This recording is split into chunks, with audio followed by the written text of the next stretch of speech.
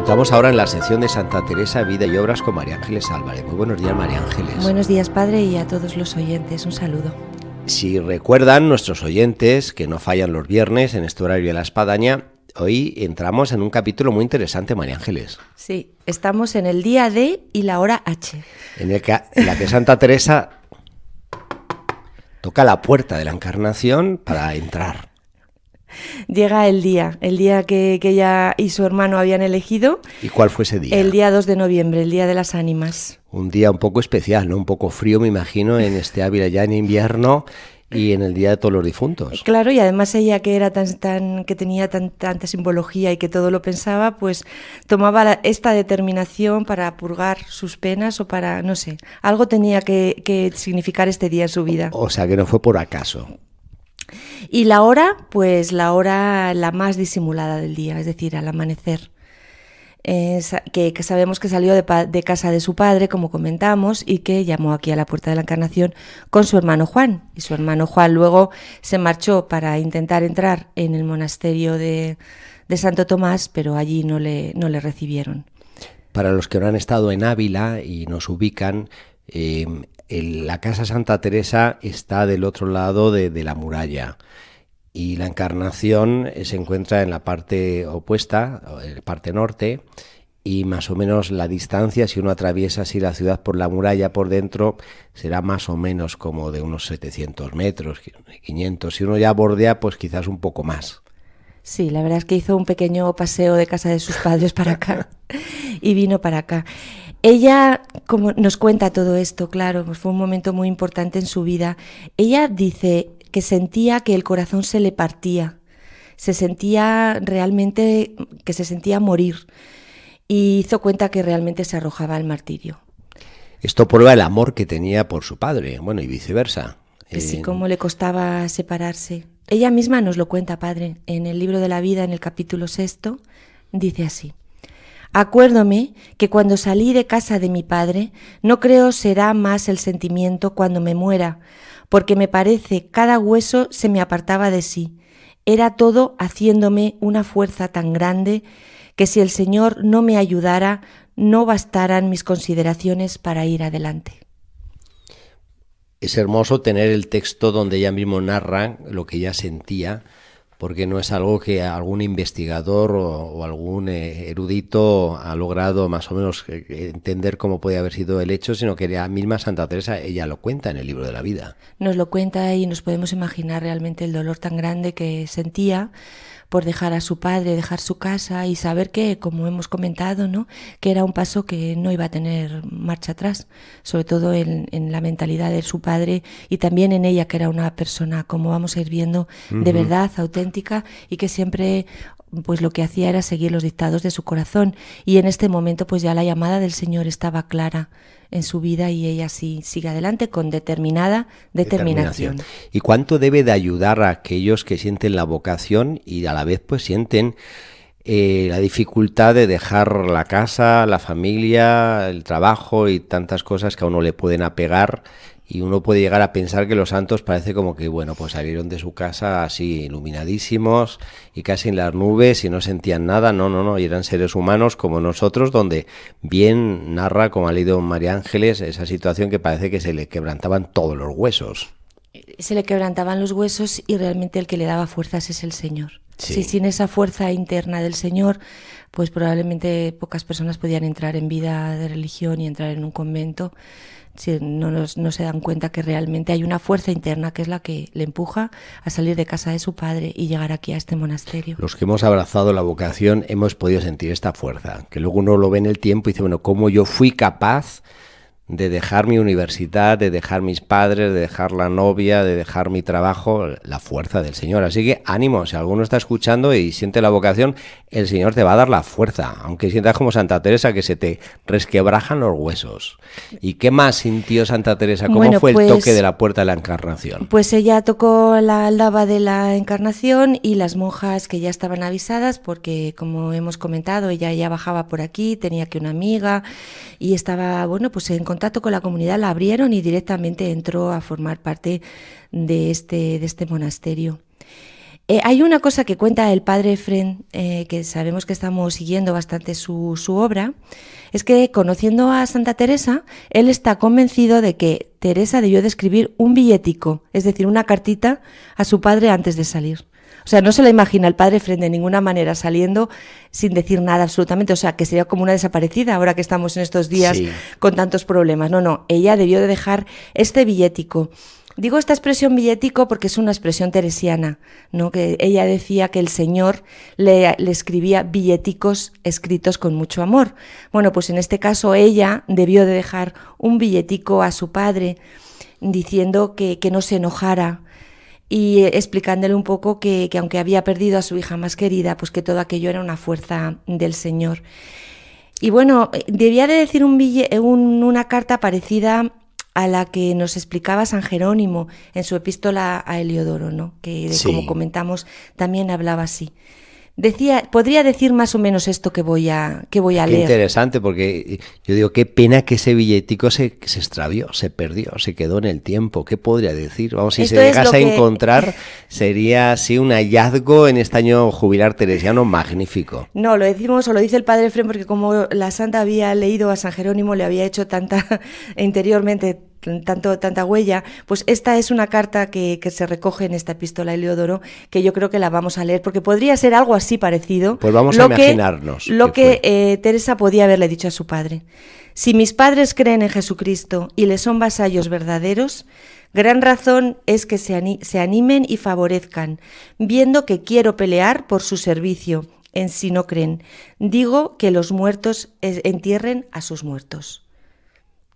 Probablemente esto cuando lo leyó Teresa, bueno, pues le debió de quedar marcado y algo parecido debió de decir, es decir, que ser verdaderos vasallos del Señor, de Jesucristo, igual que sus hermanos estaban siendo vasallos yéndose a América, pues ella también quería ser vasalla y quería entrar en esto. Finalmente, don Alonso sabemos que acudió a la Encarnación, pero no a discutir ni a montar un lío como pudiéramos pensar, sino todo lo contrario, a consolarse, es decir, porque se dio cuenta de la vocación de su hija y ofreciendo a Dios esta cruz que él en ese momento no entendía, pero que probablemente lo aceptó completamente. Yo pienso en este aspecto, María Ángeles, que Santa Teresa, dotada de esa capacidad de comunicación, de liderazgo, de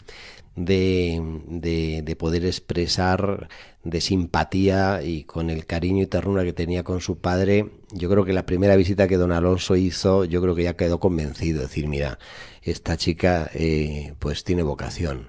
Claro, ya recibió además una invitación para venir y ya formalizar toda la dote y, como vamos a ver, todo lo que tenían en este momento que dar para poder entrar en este monasterio de la Encarnación. Lo curioso es que efectivamente la dote vendrá un año después. Su padre como que dijo, bueno, vamos a esperarnos a ver si no vaya a ser que de repente ya se sale y yo estoy entregado aquí una dote.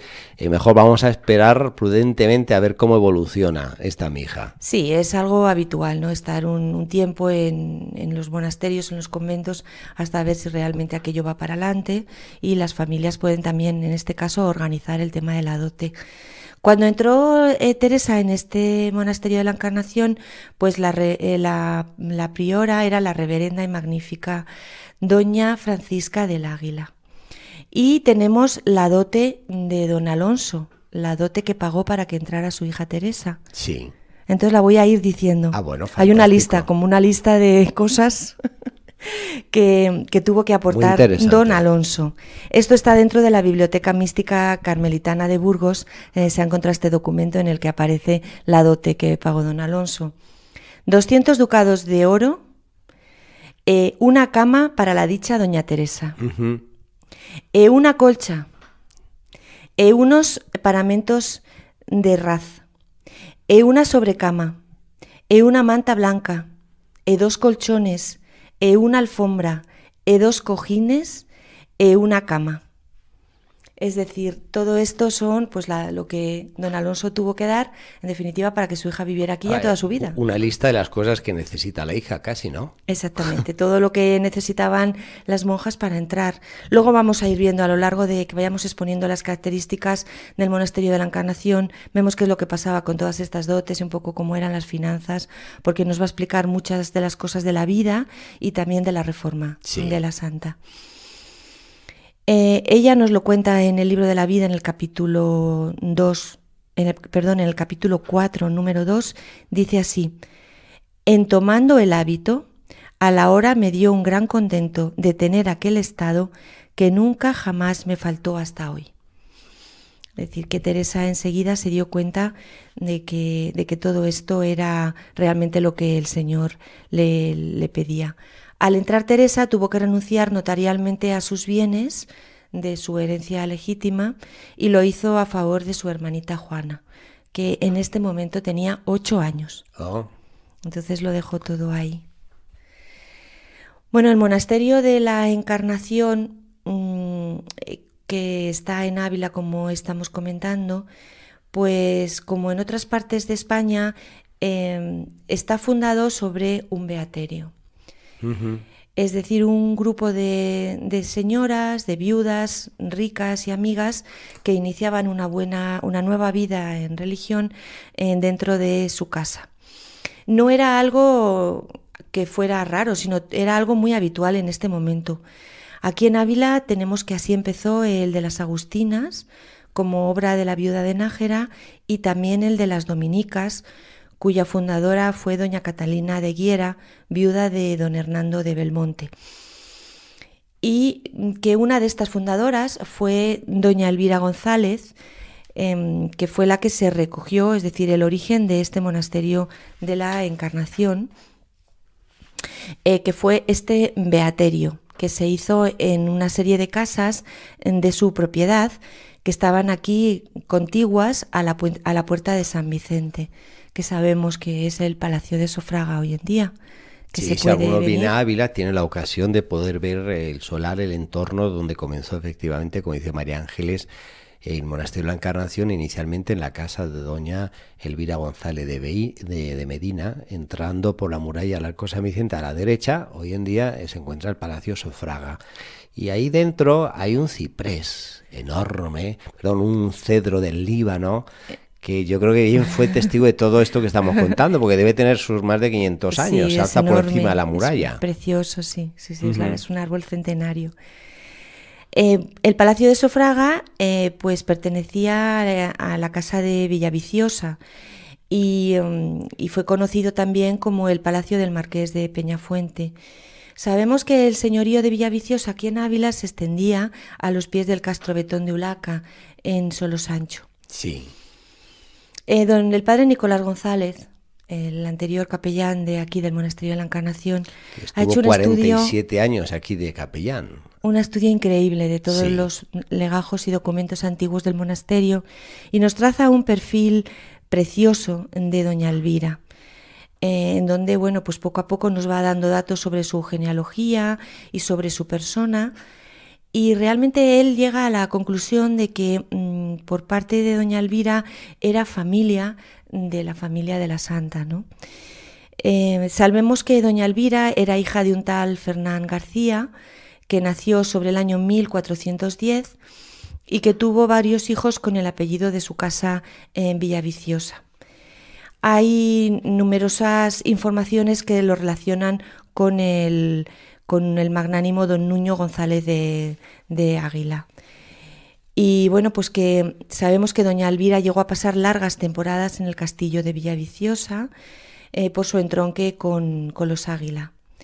Y que el primer patrono de la Encarnación fue un hijo de este señor de Villaviciosa y de doña Elvira. Es un linaje de los Águila, bueno, antiquísimo, y que se remonta, bueno, pues a los orígenes de Ávila. Yo quisiera recomendar, dado que siempre estamos dando libros para ampliar la biblioteca en este año teresiano, de lo que María Ángel está diciendo, el libro de don Nicolás González, que se llama Historia de la Encarnación. Y es un libro, efectivamente, que es un trabajo de 10 años que hizo don Nicolás.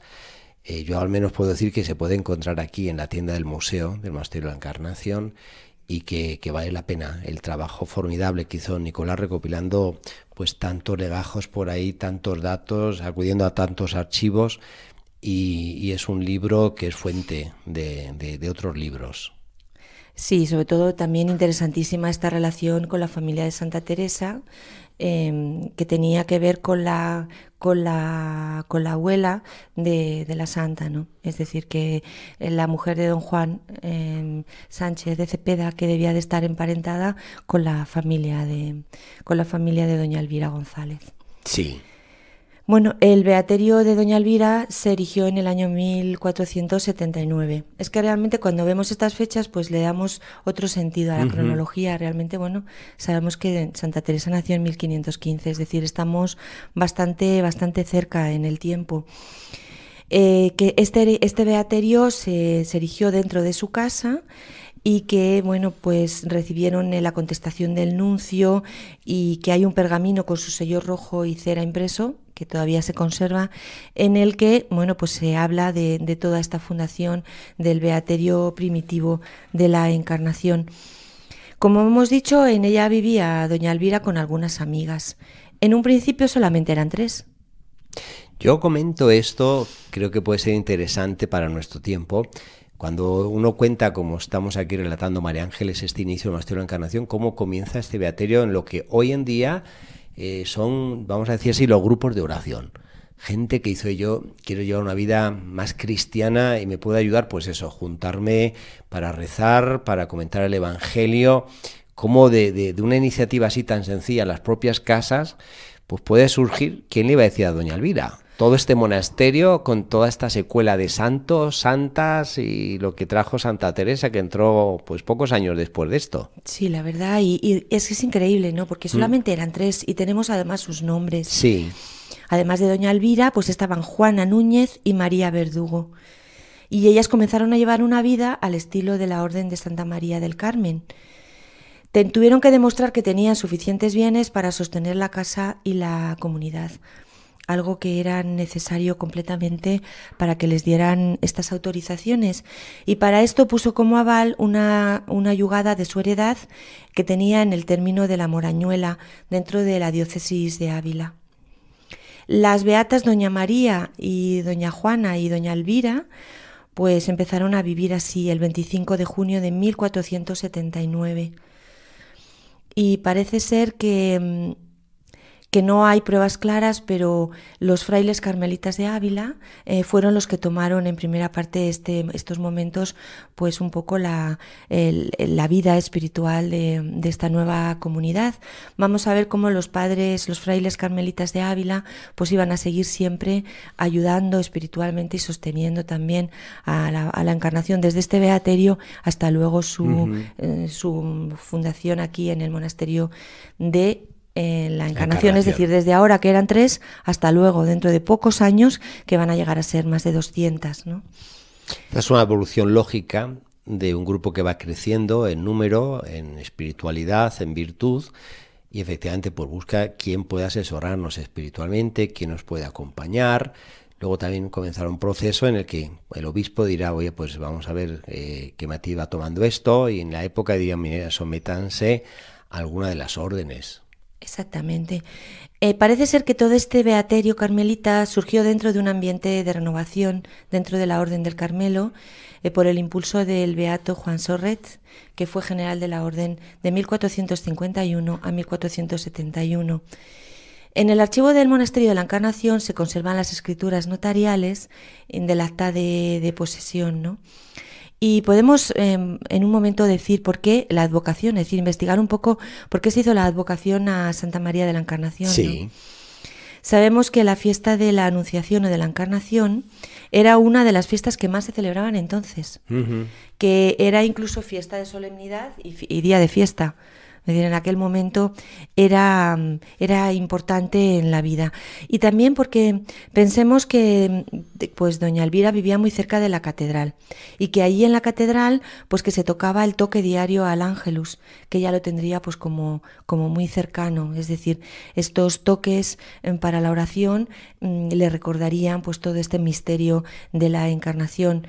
Y cómo se tocaban 3 veces al día las campanas mayores, invitando pues a la gente a rezar los Ave Marías, es decir, que ya su vida estaba muy determinada por las campanas. Como vemos aquí también en la Encarnación y en todas las vidas conventuales, el toque de campanas, ¿no?, va poco a poco regulando la vida del convento. Y por supuesto, pues estas palabras de Dios te salve María, llena eres de gracia, el Señor es contigo, pues probablemente se repetía a diario dentro del alma, dentro del corazón de doña Elvira, en esta apacible soledad de su casa del Palacio de Sofraga. Muy bien, María Ángeles, pues nos hemos quedado con todo esto, la llegada de Santa Teresa al monasterio de la Encarnación y el tiempo previo a abrir las puertas de este monasterio en ese 4 de abril de 1515, el periodo que hizo que fuera beaterio hasta llegar hasta esta fecha.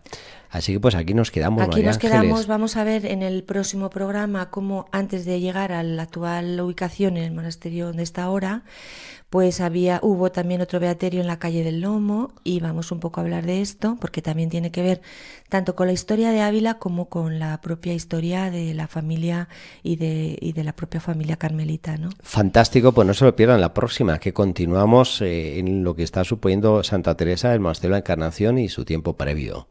Muchas gracias, María Ángeles. Bueno, un saludo a todos y seguimos leyendo a Santa Teresa y seguimos estudiando su vida. Ponemos punto, vamos a hacer así seguido porque nos vemos Dios mediante el próximo viernes aquí en La Espadaña en Radio María, en este programa que les hemos ofrecido propio del tiempo de Cuaresma sobre los ejercicios espirituales. Y si tienen alguna invitación a ir de ejercicios espirituales, de retiro, no lo duden, acudan, que es un tiempo maravilloso en el cual uno puede percibir la gracia de Dios y bien vale la expresión de San Agustín, tenemos la gracia de Dios que pase y no vuelva. Así que ánimo. Hasta el próximo viernes, aquí nos vemos. Que Dios les bendiga. Hasta luego.